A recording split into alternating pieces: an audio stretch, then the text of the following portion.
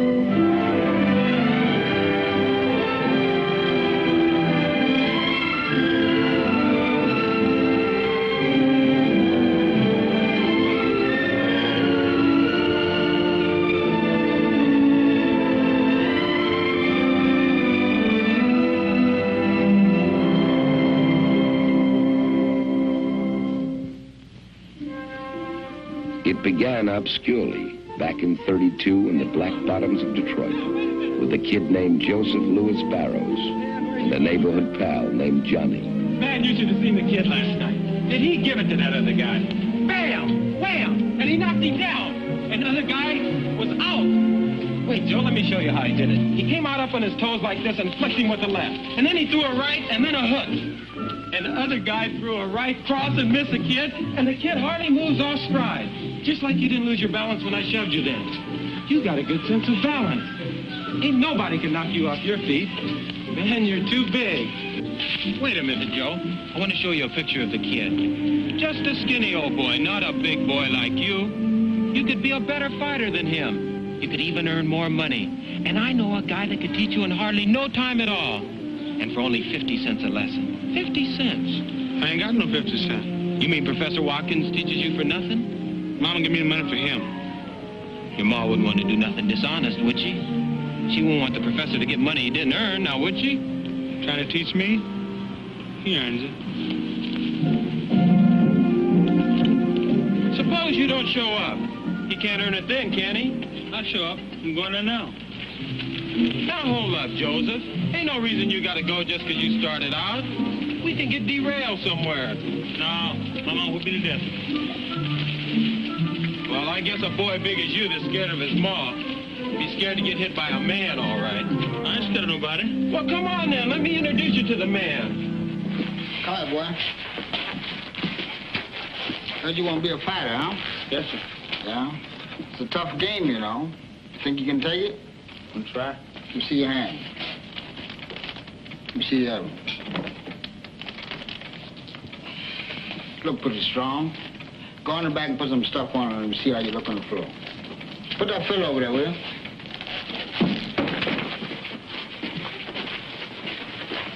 Snap that jab. Snap that jab. Put your hand all the way down. Okay. Put your hand out. Let me see how you... Not like that. Like this. Bend over a little bit. Just like that. See?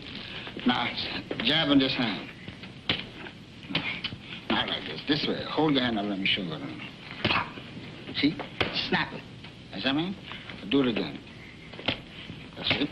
Let me see this hand right behind it. Fast right hand behind it. No, a little bit faster than that. No, like this. You see, you stick it. Fast. That's it. And then jab again. Let me see you jab again. Now, go ahead. Stick it. A couple times. Double up on it. That's good. See? Fast right hand behind it. Now stick the left hand out. Stick it like you mean it. That's it. Stick a couple of times. Fast right hand. Let's go. That's it. Nice. Stick again. See if you can bring that hook back after that right hand. That's it. Right back sticking. That's right. That's right hand. Let's go. Let's go. Hey, Joe. You forgot that fiddle there, buddy.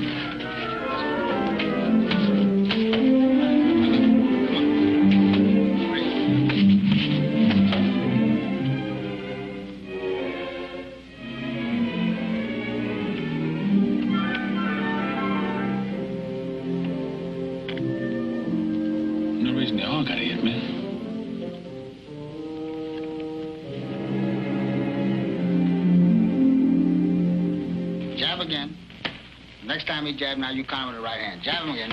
As you see now, you got to hit with that right hand. Now you drop the left hand. You got to bring it up a little higher. See, now I see you jab again. Go ahead, jab. No. You got to wait till after you jab. Then you counter with the punch. So you can't muff the punch right in midair. Now jab him again, Joe. No. See how you do?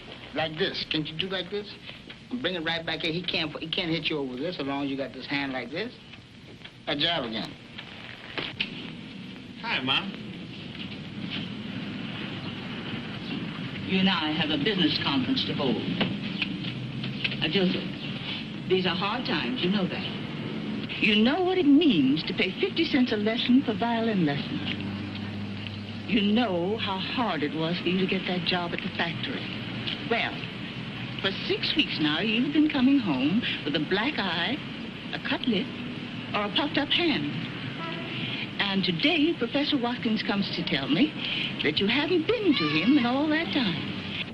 And now we find your name in the newspaper as a prize fighter. Semi-finals Friday night. Joseph Louis Barrows. Fair prospect. Well, Joseph. Mom, I didn't steal the money, Mom. I used it for a business, Mom, and I'll pay it all back. But I'm learning something. I'm learning something that'll make us all rich. You'd be proud of me, Mom. You mean you have to learn to be a fighter? Yes. Where are you learning? In the gymnasium. I got promoted out of beginner's class in just 2 weeks. Why, Shorter Lennon is training me himself. He says I'm his prized pupil. Are you sure in your heart this is what you want to do, son? I know it's the thing I can do best. You must promise me that now that you're in this thing, you'll give it all your thought and strength. If you're going to do it, you've got to do it right. I'll do it, Mom. And I'll get that job and I'll make you proud of me, Mom. I'll give me all the things for you, for the family, for everything. Or maybe that's when it really started with Joe's mother on the porch, when she said, okay.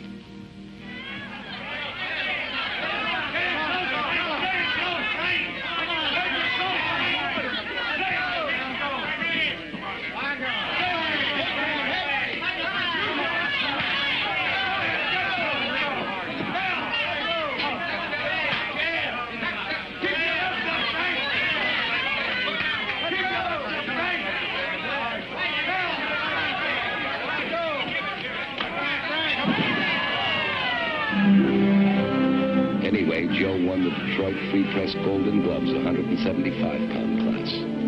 They gave him a trophy and sent him along to Chicago for the Tribune's glove finals. He was carrying a cardboard suitcase, one change of clothes, and the family Bible.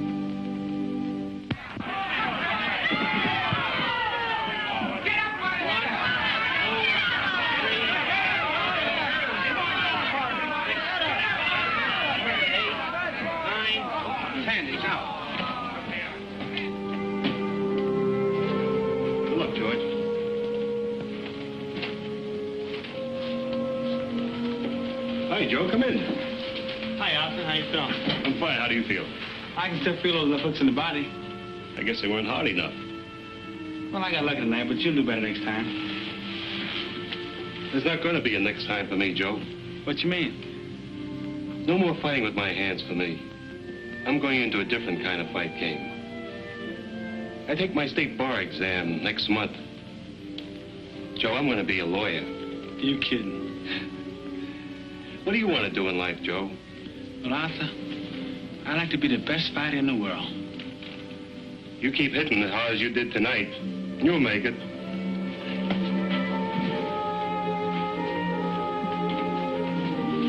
Hey, Arthur, when you pass this law stuff and become a lawyer, I'd like you to be my lawyer. All right, Joe. I'll consider myself retained. Thank you. Joe won the Intercity Amateur title, then the National Amateur Light Heavyweight Championship. Now he was ready to turn pro. The place was a Southside Gym in Chicago. The year was 1934. His trainer, Jack Blackburn, pound for pound, one of the greatest fighters who ever lived. Blackburn? I'm Joe Lewis. Mr. Rochford sent me for you, Mr. Black. I'm Blackburn. That's Black over there. Hey, Julian. Yeah? Time. Mr. Black, Joe Lewis. Well, hello. We've been expecting you. Come with me. Hey, Joe. You been carrying that bag in the same hand all the time? Yes, Mr. Blackburn. Come back here.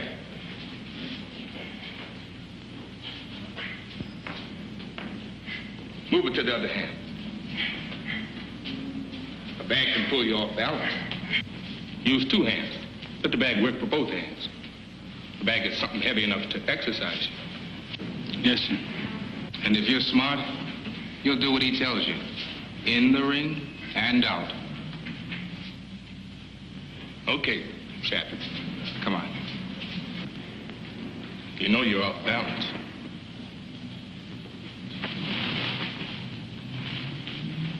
Keep that right foot back of the left. All the time.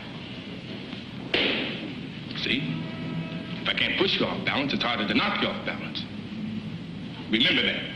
Balance. The secret of a great fighter. Balance. Yes, sir. Balance.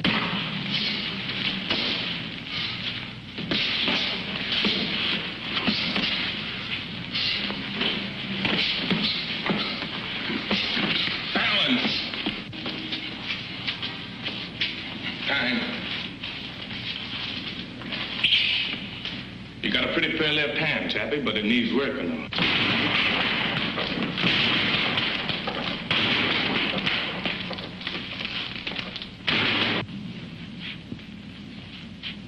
Now you try. In.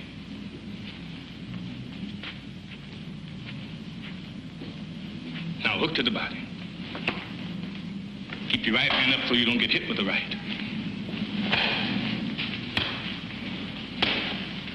Now to the head.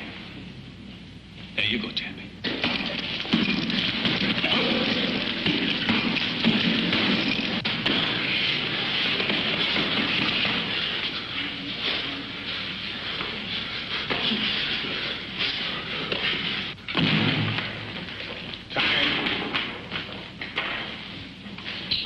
Got a pretty good left hand, Chappie. Not good as Joe Gans, but pretty good for you.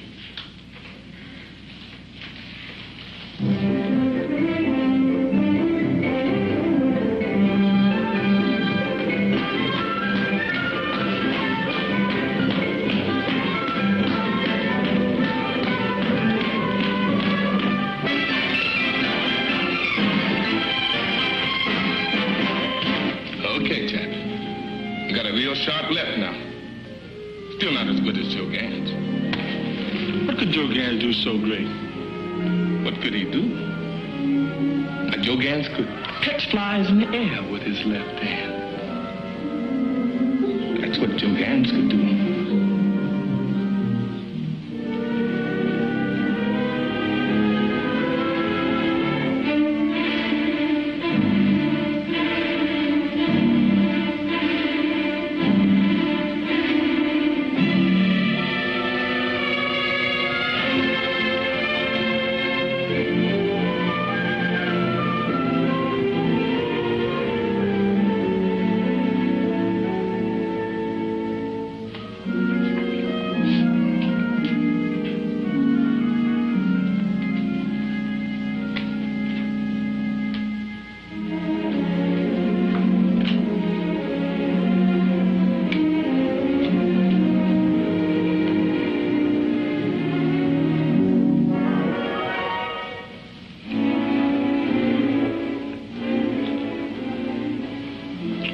What was that man's name again?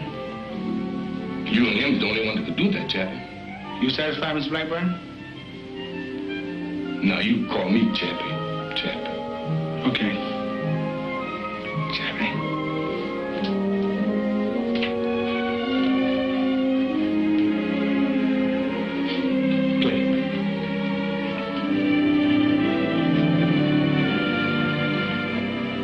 Joe came home to Detroit 8 months and 16 KOs later.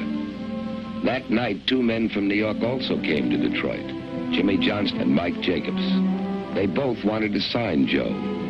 They found him in the Frog Club, and so did I. Hello, Mr. Jacobs. Pat McGeehan, glad to see you. Joe Lewis. Is he going with you or Johnson and the guard? That's what I came to find out. Come on over to my table. We'll get the answer together.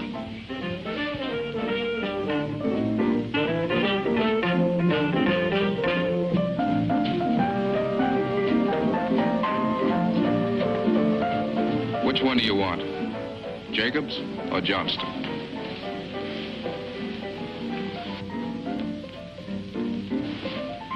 I'll take Johnston, the garden guy.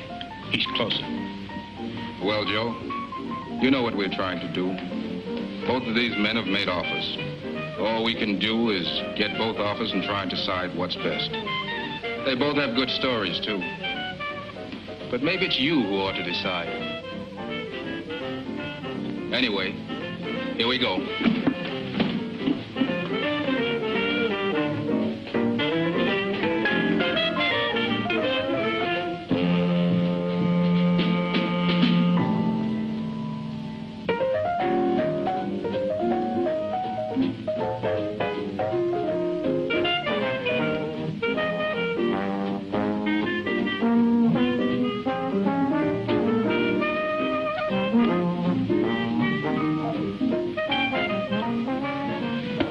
Johnson says he'll open Madison Square Garden to us, but he makes a condition.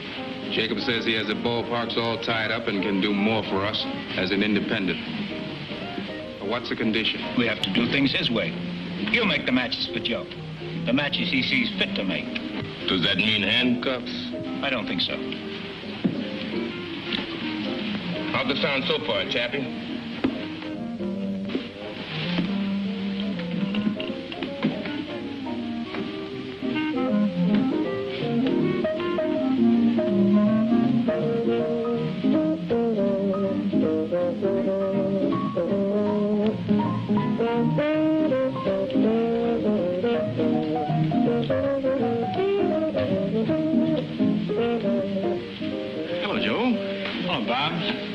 Say, that was a real nice fight tonight. Thank you, Bob. We got lucky. You join me? No, thanks. We're leaving right away. Joe, this is my cousin, Marva Trotter. Marva, this is the Joe Lewis. I'm happy to meet you, Mr. Lewis. We've heard such wonderful things about you. Thank you. Are you the Detroit girl?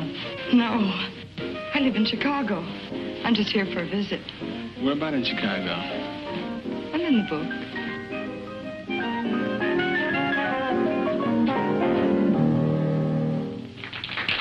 Good night.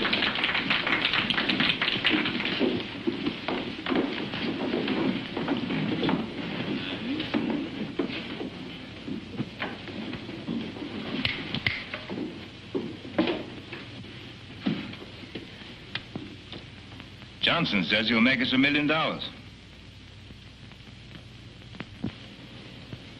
What else? Something one of the boys said. That we gotta remember Joe's a colored fighter. And as a colored fighter, he's got 2 strikes against him already. What did Jacob say? Jacob says he'll make Joe champion. Can he do it without the guard? I don't know.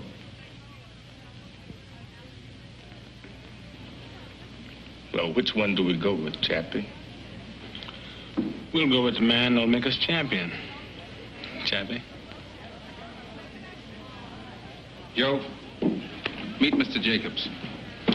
We're with you, Mr. Jacobs, all the way. You made a good choice, Joe. Tad McGeehan, newspaper man. Nice guy. How are you? Fine, Tad.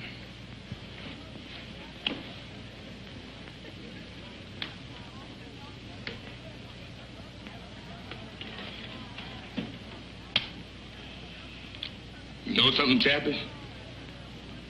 We're gonna have a lot of fun with that third strike. Joe was already a drawing card. They got him 5 fights in 25 days. Then sent him on to New York for his first big-time fight with Primo Canara. We all came down to cover him at Penn Station and went along when he delivered a letter from Mayor Kelly of Chicago to Mayor LaGuardia. It was a big day for Joe, but not so big he forgot a girl back in Chicago. Yes, can you make this out? I think so. Miss Marva Trotter, 5220 Concord Street, Chicago, Illinois. Arrived New York to fight Carnera next week. Going to gym to work out. Have to box 6 rounds today. No road work tomorrow. Raining. Miss you, Joe. May I have your last name and your address for reference, please? Joe Lewis, Pompton Lakes, New Jersey. Yes, of course. Joe found out what they meant by the saying, the bigger they are, the harder they fall. Primo was big and he was game, but Joe got to him by the 6th and it was all over.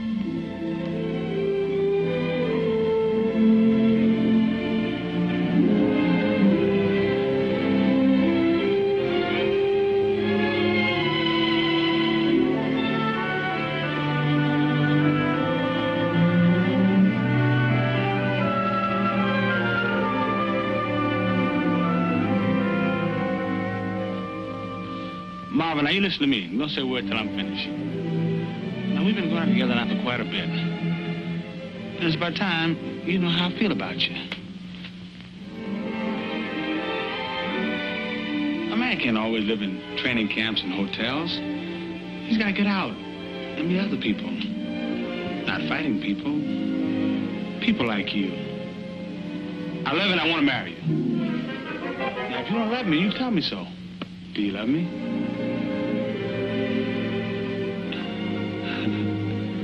I can only say it like that.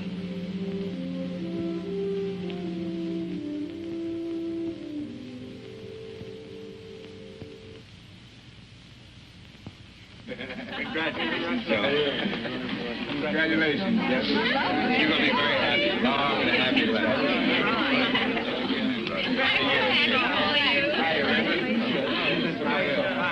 What do you think?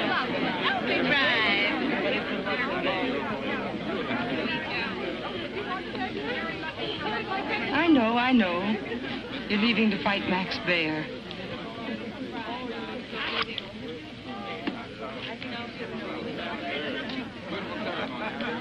But I'll be right back.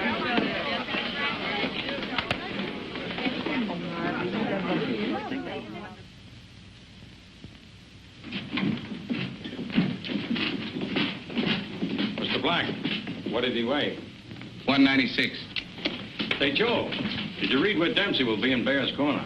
Mm-hmm. Well, will Dempsey being in Bear's Corner bother you?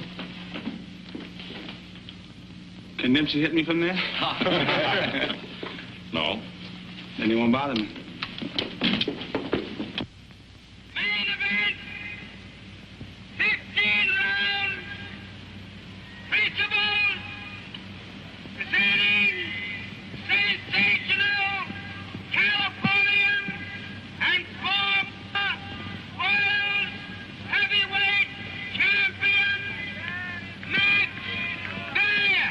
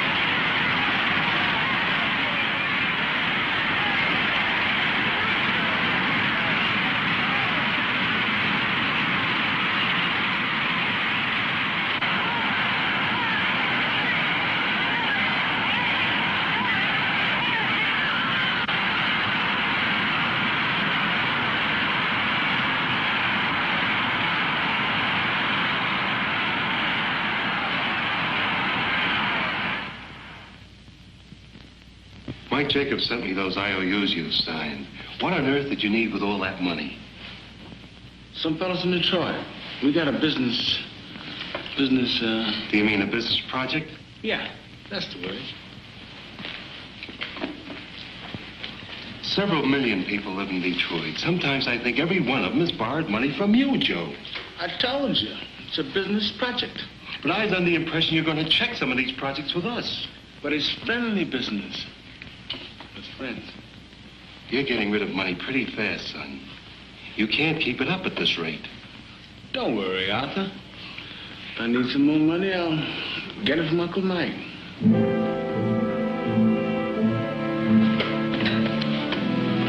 Maybe Joe was feeling too good by now, too cocky. 26 starts and 26 wins. Maybe you couldn't blame him, a boy who'd wrapped oranges for $1 a day. Hi, Tad. Hi, Joe. Hi, Chappie. Be with you in a minute. No worry. Where you going? I'm going with Mr. McGeehan to play golf. You don't watch out, that old son's gonna boil the strength right out of you. You're losing weight too fast now. I like golf. Come on, Tad. We can call the game off if it's bad for him, Chappie. Come on, Tad.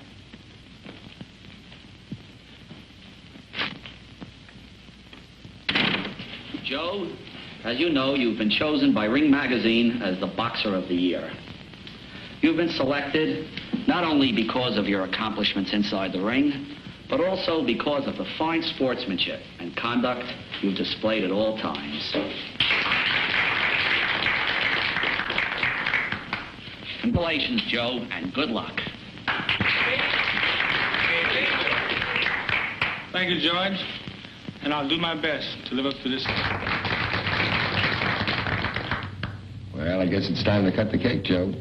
Remember, you get the first piece.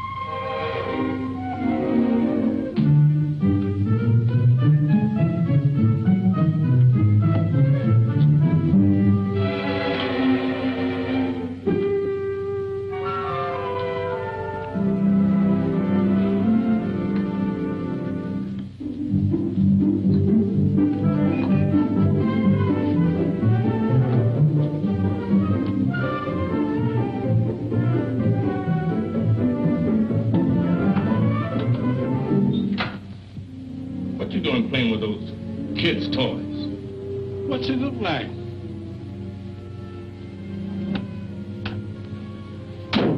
Why ain't you in bed resting like you should? Feel too good to rest, Chappie. You fighting Slim tonight. You'll be there. You ain't never fought no real first-class counterpuncher before. It's always first time. Drop that club and get into that bed.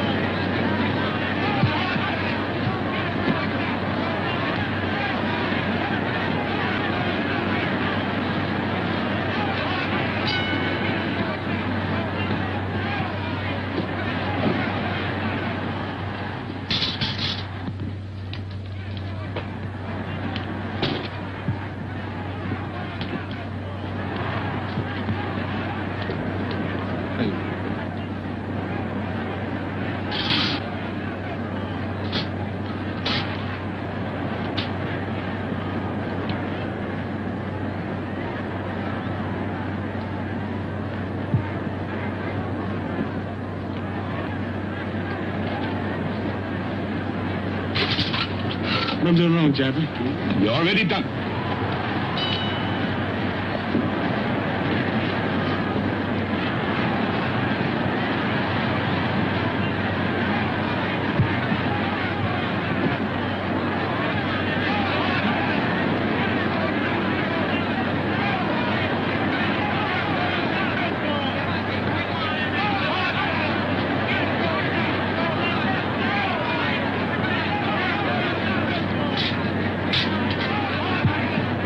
Chappie. Tim's coming up. Yeah, good right hand. Good right hand, Scott. Good right hand.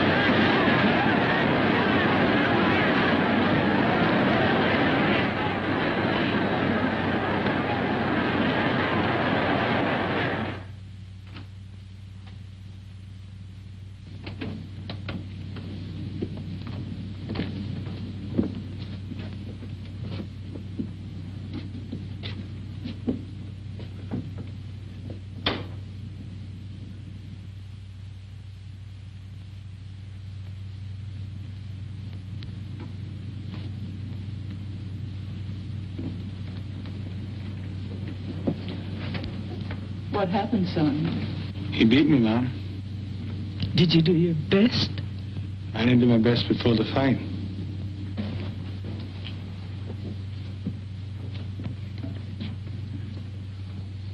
Joe, that punch he hit you with in the fifth, the foul, was that the big punch? He beat me fair.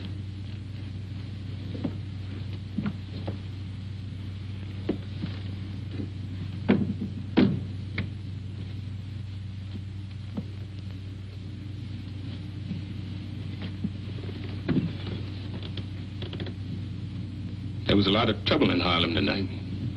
Gangs picking fights, turning over taxi cabs. Wasn't good.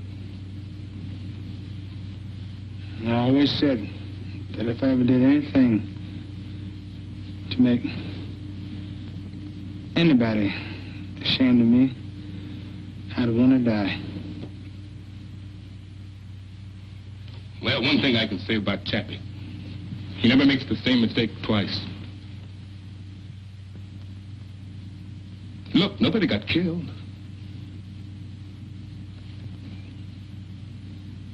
We just got to sit back a little, that's all. What we got to do now is start afresh. Make up for that time we just lost. So you all got set back a little. Now you got to make up for lost time. Lost time. You don't know the meaning of the word. Look at him. Nobody got killed, you say. How do you know? Were you in the ring? Was it your face on the floor? Joe was my husband. He belongs to me.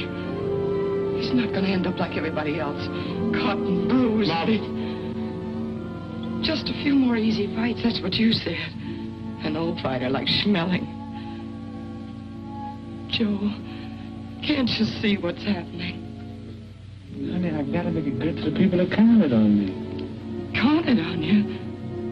Counted on the money they make on you. What about me? What about us?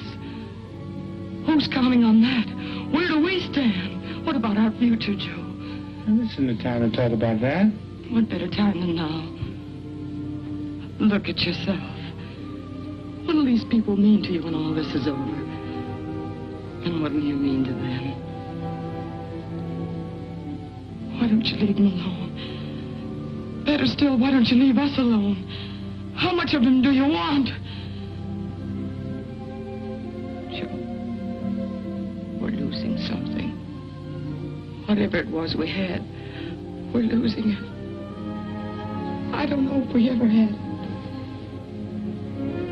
It isn't just a spite. It's us. Please, dear, take me home. And now for the headlines in sports. Max Schmeling, the former heavyweight champion, arrived here late this afternoon on the Zeppelin Hindenburg. The German boxer who knocked out Joe Louis last June informed reporters that German track and field stars in the recent Olympics all told him that they had been inspired to greater efforts by his victory over Louis. Schmeling said, quote, "The Fuhrer's heartiest best wishes accompany me to America," unquote. The former champion also said that I offered Schmeling $300,000 for a return fight, and he refused it. Of course, he'll only fight Braddock for the championship. So let him. He'll only have to fight me afterwards. But the thing is, Joe, we don't believe that he'll hold still long enough for another shot. He's got to. It's only fair. Joe, it's not a question of being fair. Schmeling can't take a chance on losing to you. Hitler couldn't go for that. If he wins the championship, they'll never stop yelling about Aryan supremacy. They'll freeze that title so cold, nobody will get a crack at it. Unless some bum of their own.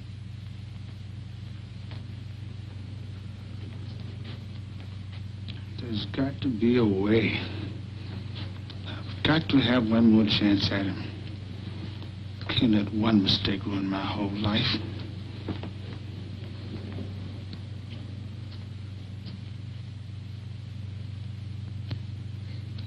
I won't let my people down. You heard what he said. Calm down, Chappie. There's got to be a way. There is. I'll call my lawyers, and then we'll talk with Jimmy Braddock.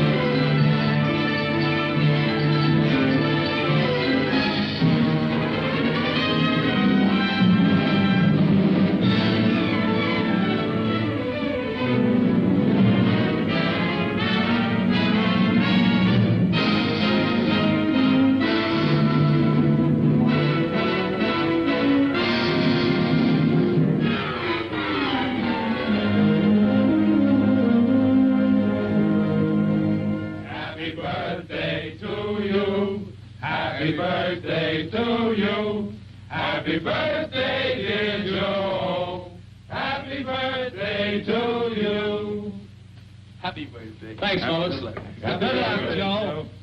Happy birthday, Joe. Thanks, Chef. Happy birthday, Joe. Happy birthday. Happy birthday, Chappie. Remember the last one? Smelling. Hi, fellas. Hi. Happy birthday, Joe. You sound like you bought a real present. I sure have.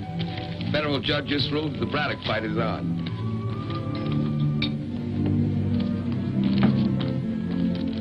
Dig right in, Chappie. Every train don't start until tomorrow.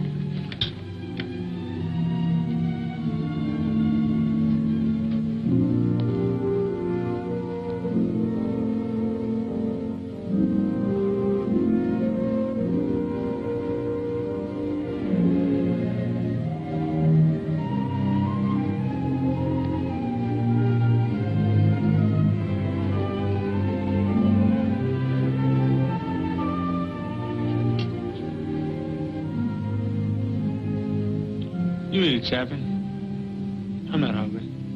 Yeah, what did I tell you? That Chappie don't make the same mistake twice. This was it for Joe. He'd come a long way for a 23-year-old. A crack at the chap. 50,000 fans turned out to pack Comiskey Park. Braddock was a popular champion. It was the first heavyweight title match in Chicago since Tunney and Dempsey had fought it out 10 years earlier.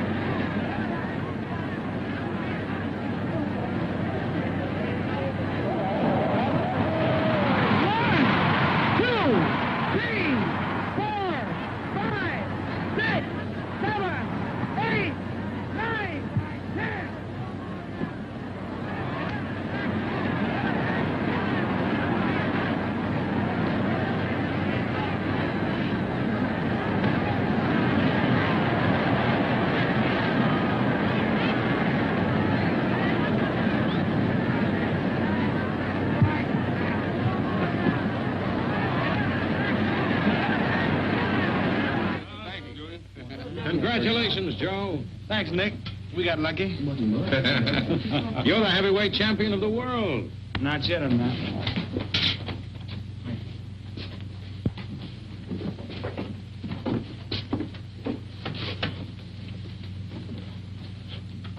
What'd you mean?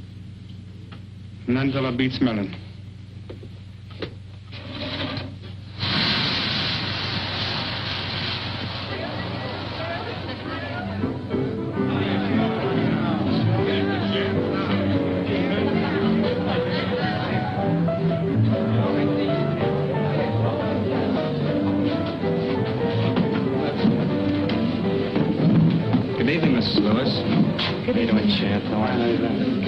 Show will be on in a minute.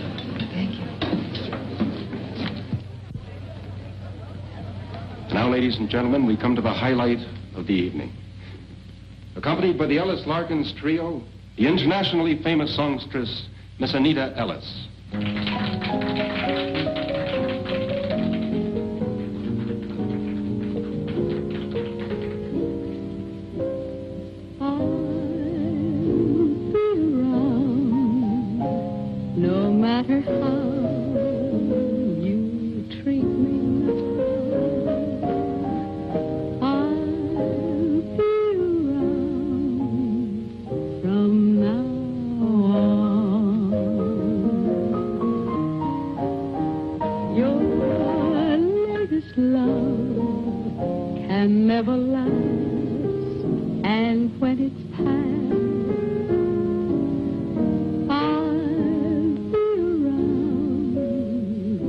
She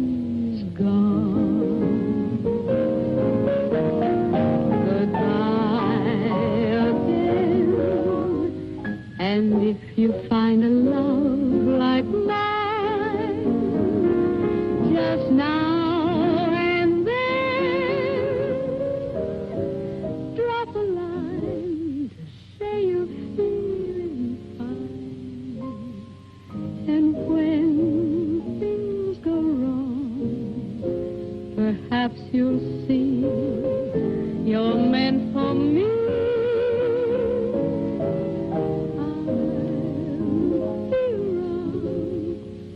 When she's gone.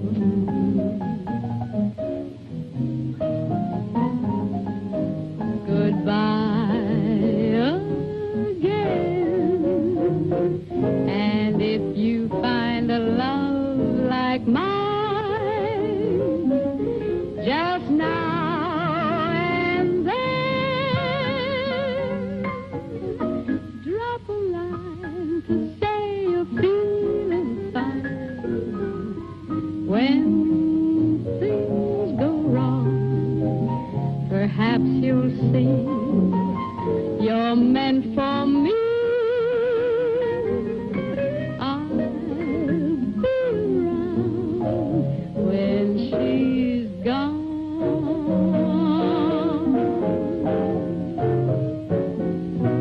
I'll be around when she's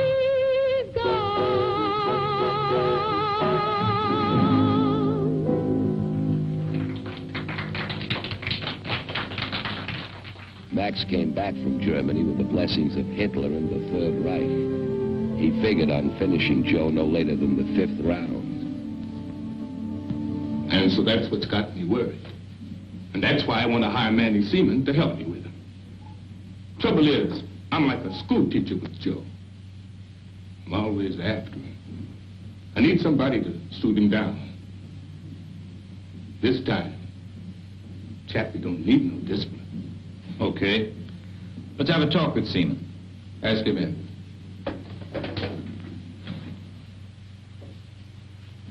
Surprised that Chappie needs help. Roxy, there's one thing about Chappie.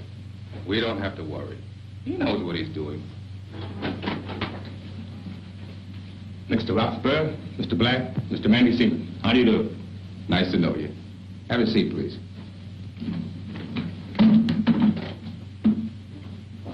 Chappie here seems to think you can be of some help to us with Joe.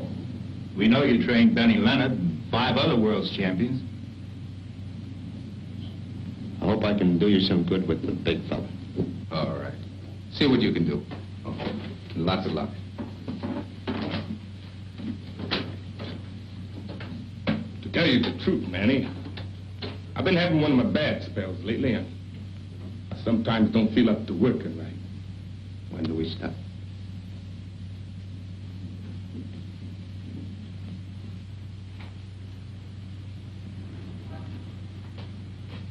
I don't know if I told you I got a box.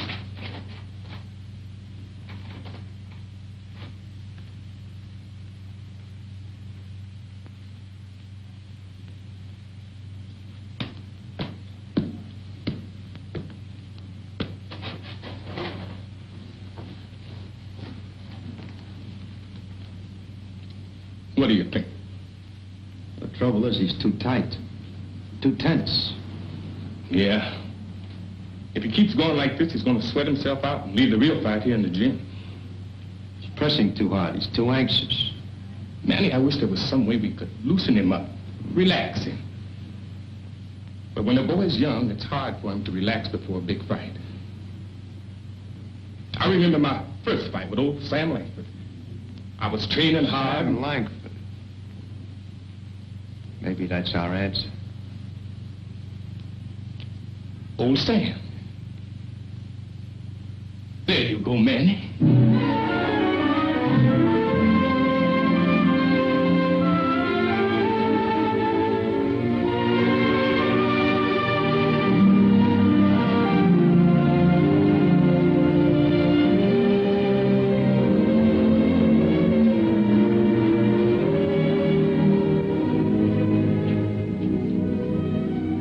Sit down, boy. Gonna tell you a story. Who are you? How'd you get in here? I'm just an old fighter. Nobody but reporters allowed in this camp. How'd you get in? Old Jack Blackburn brought me in. Oh, well, I got things to do. So long. I said sit down, boy.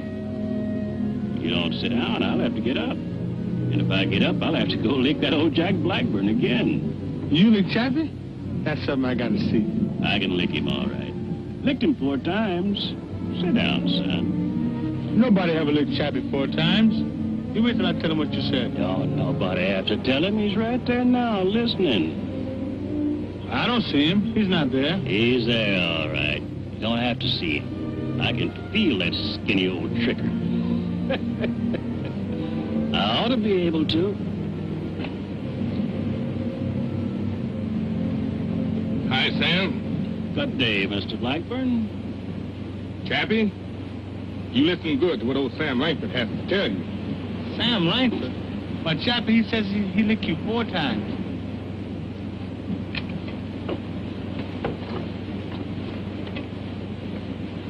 Sam, you know you never licked me. 4 times you tried it, and 4 times it was a draw. Now, 3 of those times You know I licked you, Chappie, 4 times. Don't go lying to this young boy, Chappie. Sam, you know you never really licked me. No? You want me to get up and lick you again? I say good day to you. There you go, Chappie.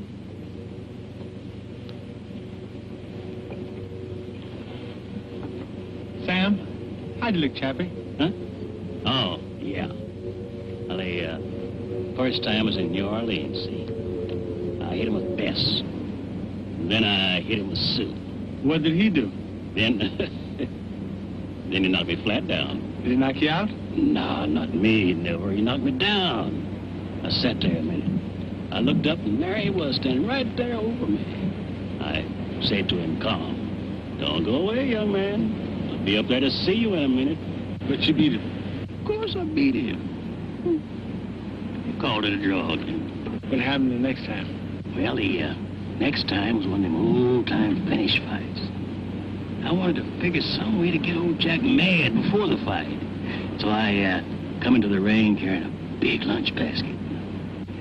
Sure enough, old Jack sent the referee and some second old to find out what I was doing bringing all that stuff into the ring. So I said, well, it's a finish fight, see? Don't know when I'm going to finish, so I brought my lunch. Did that old Blackburn get mad at that? What happened? Fought all day. Another draw. But you licked him. Of course I licked him. Licked him again. They called it a draw. What happened the last time? Oh, yeah, well, nothing much happened that time. But how did it come out? It was one of them no-decision fights, see, and, well, to tell you the truth, son, that's the one fight that, he might have won, maybe. You're a good boy, son. Got nothing to worry about.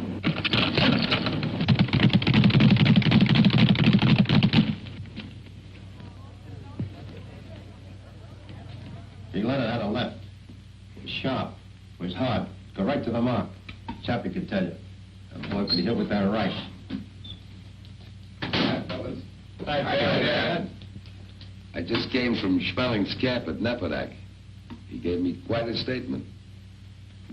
Sit down, Terry. Have some dough. Yes, I had a very interesting conversation with him. Yeah? Tell you what he said. He said, having beaten you once, you'll have an inferiority complex that you'll never be able to shake off. You gonna see him again? Yeah, I'll be seeing him.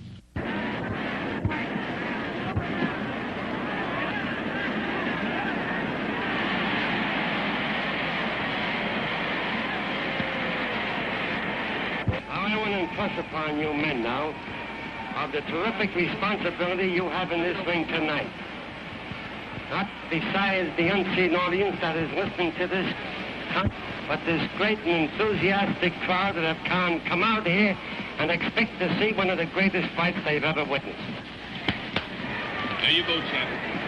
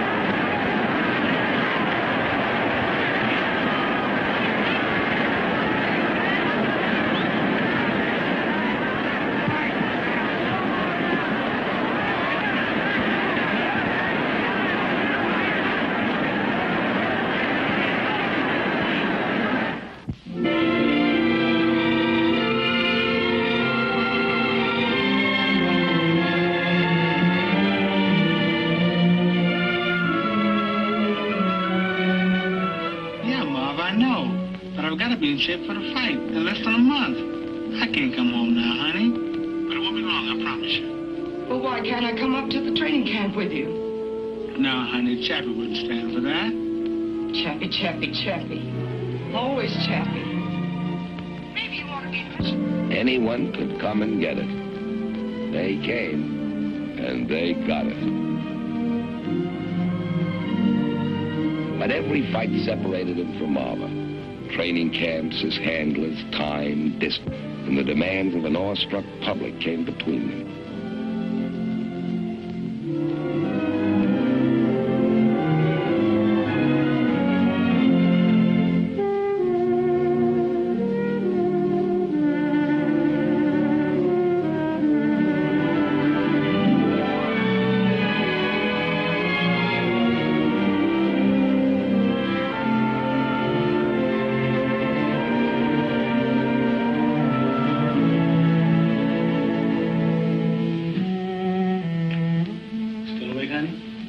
Since 4 hours ago, when you were coming back to take me to dinner.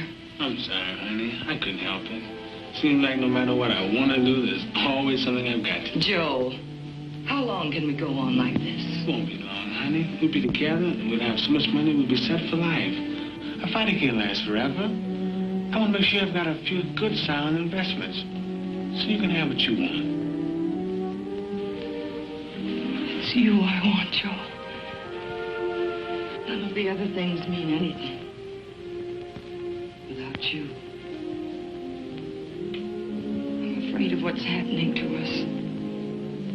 Joe, I've had plenty of time to think.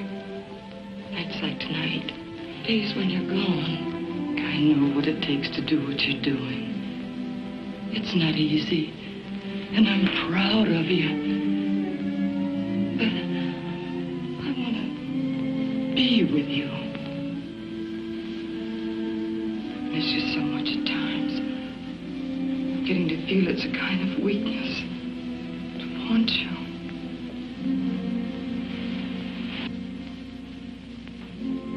After 6 years of loneliness, Marva sued for divorce. Joe didn't know about courts or subpoenas, but he did instinctively what more husbands might do to settle arguments. Joe, what are you doing? We're going home.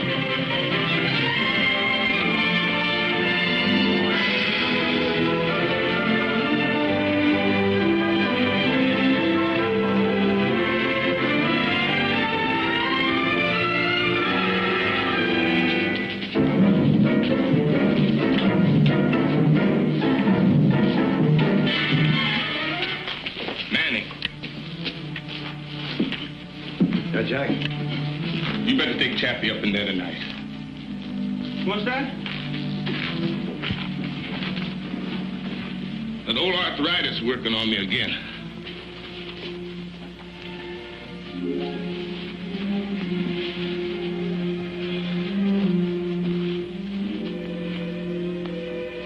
You go along with Mannie, son. I don't think I could make it up them ring steps. Come on, Chappie. Make your promise.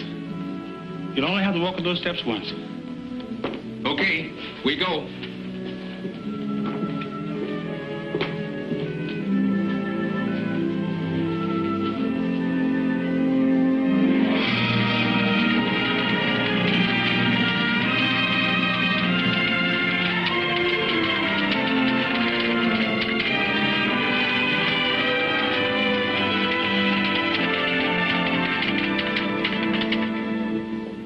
Seem real without Chappie, does it? No. You talked to him lately? Yeah. Talked to him on the phone yesterday. Sounds pretty weak. But he'll be all right. He's got to be. Sure. Well, might as well get set. Congratulations, Joe. It was a great fight. How do you feel? Feel pretty good. We had another like a night. Were you in trouble at any time? Well, at times. He's a good fighter. Joe, this is being shortwave to our troops all over the world. And since you've donated your 1st Army relief, I'm sure all the boys in uniform would like to hear a word from you. Well, I'm glad I was able to do what I could. Can I say something personal?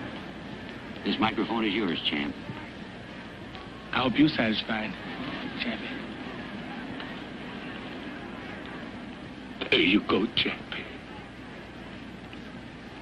There you go.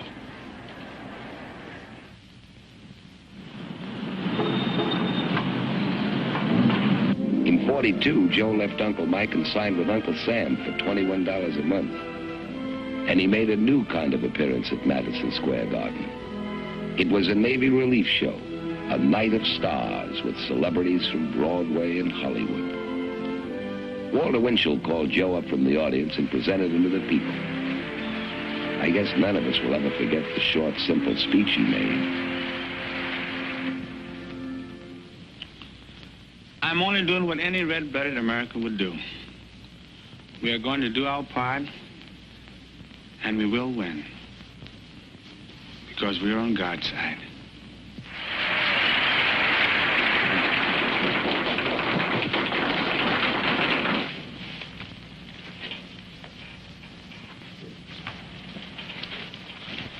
Sergeant Lewis.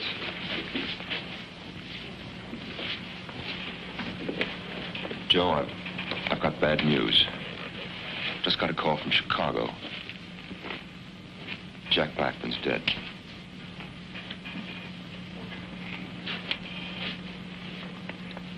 Chappie?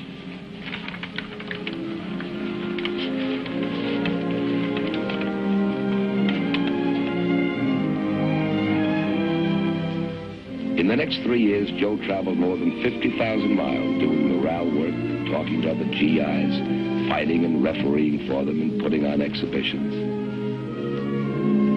He covered the 48 states, England, France, Italy, Alaska, and the Aleutians.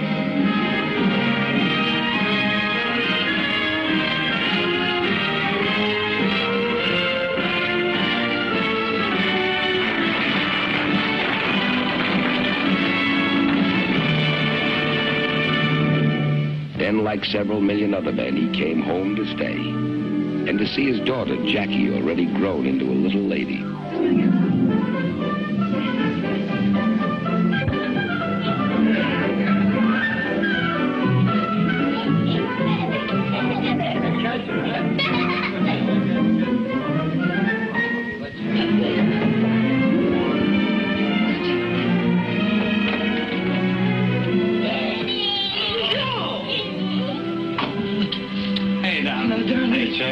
Hi, Mannie. Good to see you. We loved your letter. Did you have a good trip? Oh, wonderful. You love Daddy? How much? Put it in my house. Go put it in Mannie.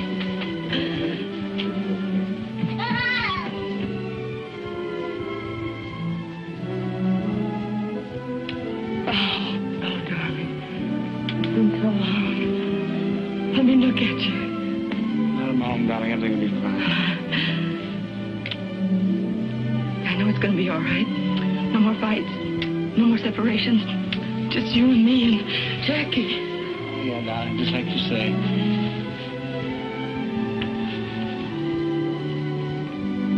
Now, to give it to me straight, without all the big legal words.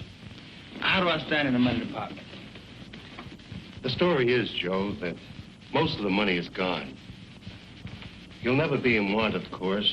There'll always be enough for you and your children. But the big money is gone with the big years.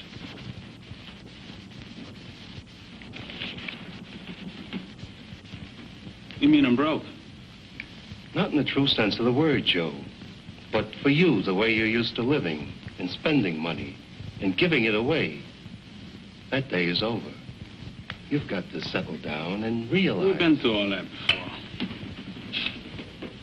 Tell me about this tax money I owe.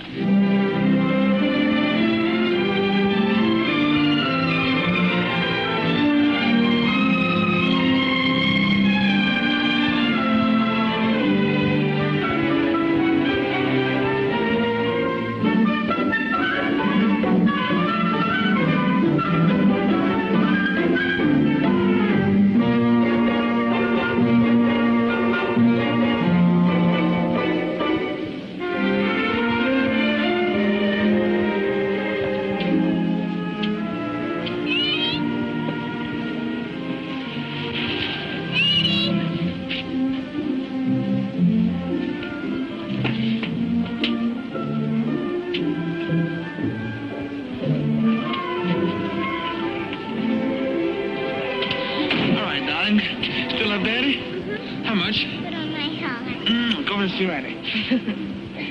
We thought we'd surprise you and drive down today so you can ride back tomorrow with us for Jackie's birthday party. Honey, I didn't call you about that. You see, I haven't much time before the fight. You wouldn't dare disappoint Jack. But, honey, if I don't get in shape, I'll disappoint a lot of people. Joe, what if we sold everything? Could we meet the tax then? Would you cancel your fight? No. Then we'd have nothing left. We'd have each other. We got that now. Have we? Joe, I don't understand you anymore. It isn't just me. You have a daughter now. She'll never be 3 years old again. But, honey, I can't break train and come to a party with a bunch of kids. But this is your daughter. But I'm a fighter. You're a father, too. Well, let's go, Joe.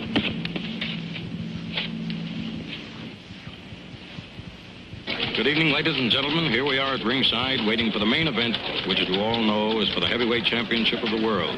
The much-discussed return match between the challenger, Billy Conn, and the champion, Joe Louis. Say, Mannie. Yeah, Joe? You ever thought what it's like to be the best? The best in what you do? Sometimes I've thought about it. Sometimes a lot. Like two hands. Never could hold a fiddle. But I could punch. Hold still a minute, will you, champ? That's what I mean, Mannie. Champ. That's the best. People watching you. All the time watching you. You get on the elevator, you get watched. You step out of line, they don't understand. Not when you're the best, they don't. Too many people counting on you. Been the best a long time, Joe. Yeah. A long time doing the things you sometimes don't want to do. And then again, not being able to do the things you do want to do. Like neglecting your wife. Because she can have part in the way that makes you the best. Like thinking out everything you say before you say it. So nobody can call you big-headed. You've been doing it a long time now, Joe. And no complaints. So long, now it's all on my mind. Names, places I've been, people I've been with. Go on, Joe. Talk it out. That's it, Mannie, I can. You and Chappie, the only one I ever said this, mister, outside of Marva. There's something I got inside. Something I can't let out about. Now, look, son. You've been away a long time. You get a chance to look at things from the outside. You can't always put the pieces together right away. But you're back, champ. You're back to stay. Then there's that other thing all the time. What other thing? That stuff about 2 strikes. That makes it even tougher, Mannie, to be the best. Because if I make one bad move, it doesn't only hurt me. It hurt lots of people. You're a big man, Joe. I keep thinking I used up my 3 strikes by now. Yeah, I know. Chappie told me about that a long, long time ago. There's one thing you never heard him tell. He told me. Chappie told you some secret? He said he figured the way you acted, you'll earn those first 2 strikes back. That Chappie. He never allowed room for mistakes. You know, Mannie, he built me hard 2, 3 times. I guess he had good cause. How's that feel, Joe? There you go. Are you ready? Ready? He's been ready all his life.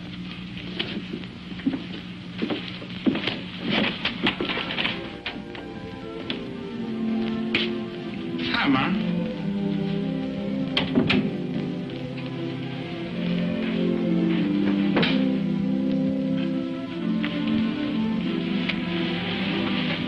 What are you doing up so late? Marva asleep?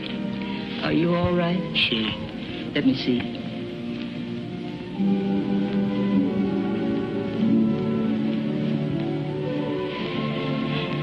heard it over the radio. The way it sounded, I thought you were hurt. Billy wasn't fooling. Sure you're all right? Sure, darling. Stop worrying. Go to bed. Good night, darling. Joe. Yeah, Ma?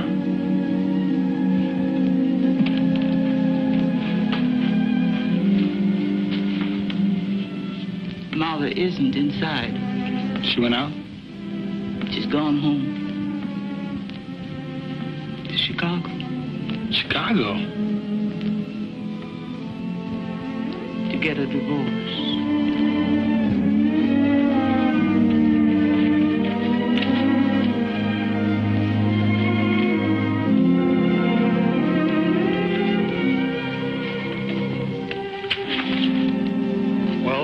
It's all settled unless you have some objections.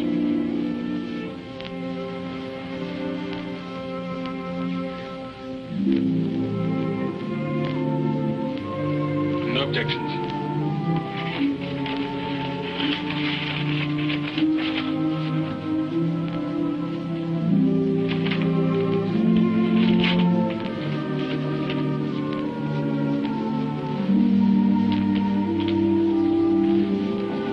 To pay off his debts, Joe fought exhibitions from coast to coast through Central and South America for the next 2.5 years. Finally, he made the announcement all his friends had been waiting to hear. Boys, I got news for you. You listen too, Arthur. I promised my mother tonight, win, lose, or draw. After tonight, this was my last fight. So as of now, I'm retired. Well, that is good. I'm going to get out of here. Gee, Joe, you don't know how glad I am. Hey, man. I'm sorry I'm late. How are you, champ? Hi, Tad. Hi, Sam. Hi, Ted. Joe and I are just cutting up a few old jackpots. How's your golf game? Oh, still slicing it. Can't break 90.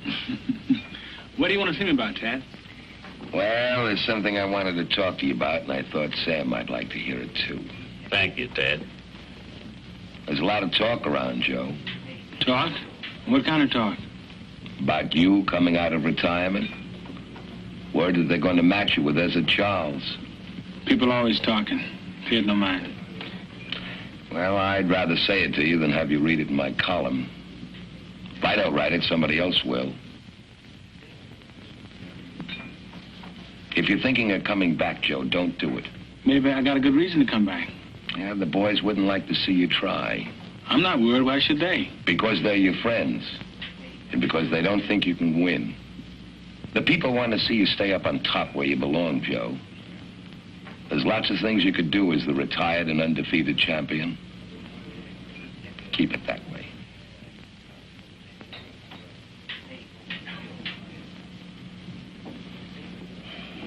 Okay. I said it. I'll have a cup of coffee, huh? You know what Chappie would say to you now? But I'm a fighter, Sam. The only way I know how to make money is to fight. The man's giving you good advice. Better advice than most fighters get. Better advice than I ever got. You won't pay no mind. How do you know? I know you, son. Sam was right. Joe tried to come back. They matched him with Ezra Charles. It was Charles all the way. We sat at ringside watching the remembered precision of Joe's fists fail and go. And then was October. Joe was to meet a 28-year-old from Brockton, Massachusetts, unbeaten in 37 fights. A kid named Rocky Marciano.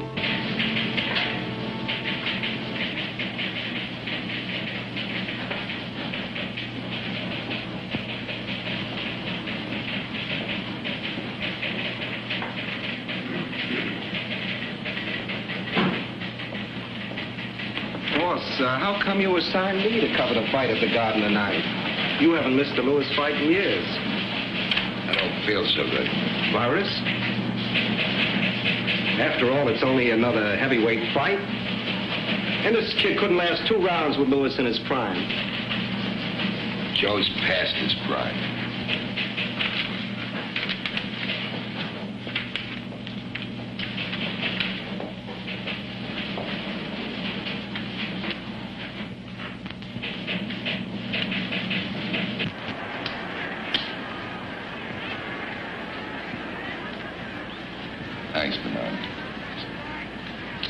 Didn't feel like bucking the crowds tonight, Mr. McGeehan? I get nervous in crowds.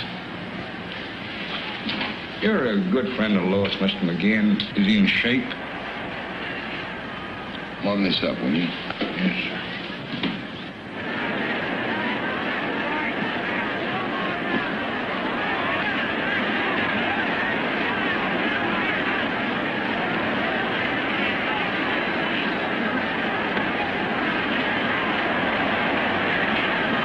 Moves around pretty good for a guy his age.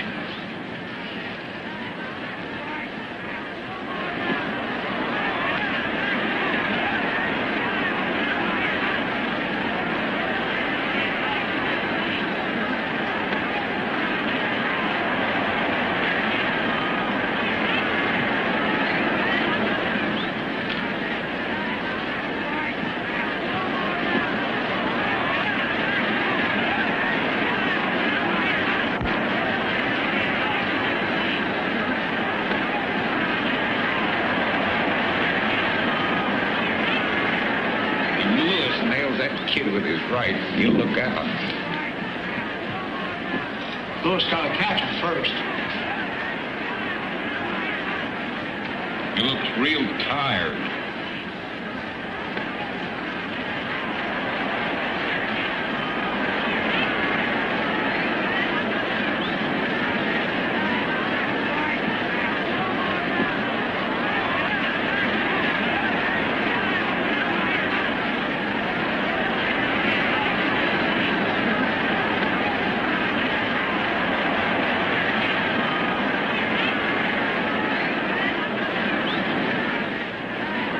Joe's down.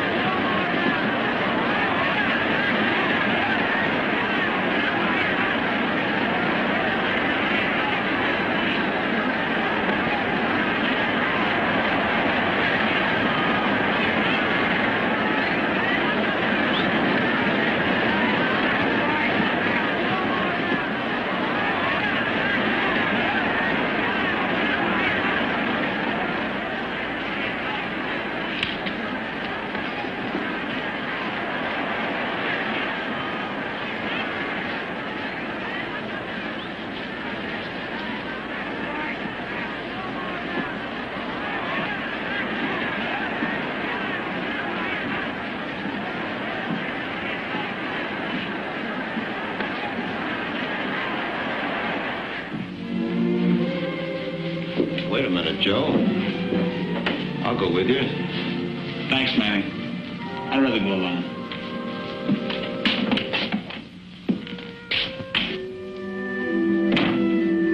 And so tonight I saw the last fight in the career of one of the greatest fighters of all time. There are none among us who will not write finis to the end of an era. Those of us who have come the full road with Joe Louis. From an open-faced cabin in an Alabama cotton patch. From the early days in Detroit. Through the years when no man but Schmeling ever stood over him for the long count.